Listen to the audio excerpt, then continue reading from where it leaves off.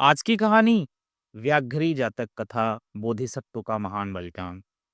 बहुत समय पहले की बात है। भारत के एक प्राचीन राज्य ने एक राजा का पुत्र जन्मा।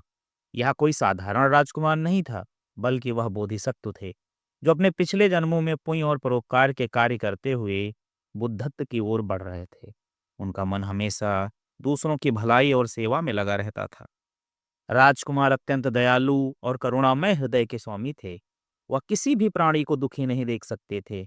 उनकी शिक्षा दीक्षा महलों में ही हुई थी, लेकिन उन्हें वन्य जीवन से बहुत प्रेम था। वह अक्सर जंगलों में घूमने जाते और वहां के जीव जंतुओं को ध्यान से देखते। उनकी करुणा केवल मनुष्यों तक सीमित नहीं थी, बल्कि वे पशु पक्षियों तक के दुख को समझते और उनकी सहायता के लिए सदैव तत्पर रहते। एक दिन राजकुमार अपने दो भाइयों के साथ वन में भ्रमण के लिए निकले। वे सुंदर सुंदर फूलों, हरे भरे वृक्षों और बहती हुई नदियों को देख रहे थे।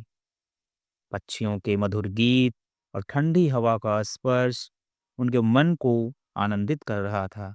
वे धीरे धीरे चलते हुए एक गहरी घाटी की ओर पहुंचे। घाटी के नीचे एक गुफा थी, जिसमें से करुण क्रंदन की आवाज आ रही थी। राजकुमार ने ध्यान से सुना और वे तुरंत समझ गए कि यह किसी भूखे जीव की आवाज है। उन्होंने अपने भाइयों से कहा, भाइयों, लगता है कोई प्राणी घोर संकट में है, हमें जाकर उसकी सहायता करनी चाहिए। लेकिन उनके भाइयों ने कहा, भाई, यह जंगल है और यहाँ कोई हिंसक पशु हो सकता है, हमें सावधान रहना चाहिए।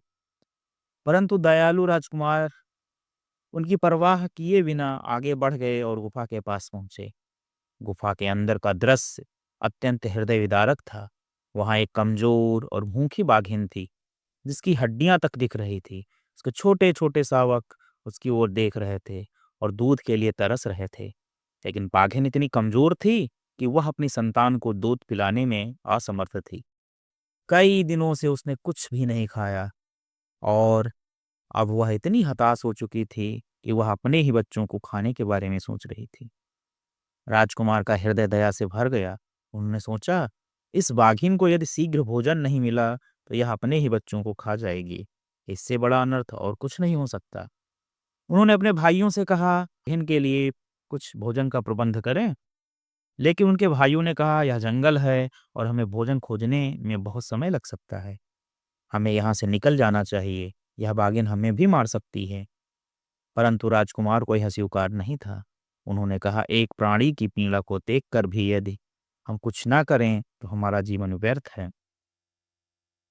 राजकुमार ने गहरी सोच में डूबकर निर्णय लिया। उन्होंने मन ही मन सोचा, इस बाघिन और इसके बच्चों को बचाने के लिए मेरे पास केवल एक ही उपाय है। मैं स्वयं को इसका भोजन बना दूं। उन्होंने अपने भाइयों को एक बहाना बताया और कहा, तुम दोनों जाओ, मैं थोड़ी देर में आता। उनके दोनों भाई वहां से चले गए, लेकिन राजकुमार वहीं रुके रहे। उन्होंने एक ऊंची चट्टान पर चढ़कर बाघिन को देखा। फिर उन्होंने अपने शरीर को चोट पहुंचाकर लहलुहान किया, ताकि खून की गंध से बाघिन को उसकी उपस्थिति का आभास हो सके। जैसे ही बाघिन ने रक्त की गंध महसूस की, उसकी भूख बढ़ गई। वह धीरे धीरे राजकुमार की ओर बढ़ी। राजकुमार ने प्रेम पूर्वक उसे देखा और बिना किसी भय के स्वयं को उसके सामने समर्पित कर दिया। भूख से व्याकुल बाघिन ने बिना देर किए उन पर झपट्टा मारा और उन्हें खा गई। जैसे ही बोधिसत्व ने अपने प्राण त्यागे, पूरे वन में शांति छा गई। आकाश से देवताओं ने फूलों की वर्षा की और कहने लगे, देखो, यह सच्चा नायक है। इसने निस्वार्थ भाव से अपने प्राण त्याग दिए ताकि दूसरे जीवों का कल्याण हो सके। भगवान इंद्र भी इस बलिदान को देखकर अत्यंत प्रभावित हुए। उन्होंने आकाश से आकर बाघिन को आशीर्वाद दिया, जिससे वह और उसके शावक तृप्त होकर जीवित रह सके। इस महान बलिदान के कारण बोधिसत्व ने स्वर्ग में पुनर्जन्म लिया और आगे चलकर अनेक जन्मों के बाद गौतम बुद्ध बन गए, जिनने संसार को करुणा, अहिंसा और प्रेम का संदेश दिया।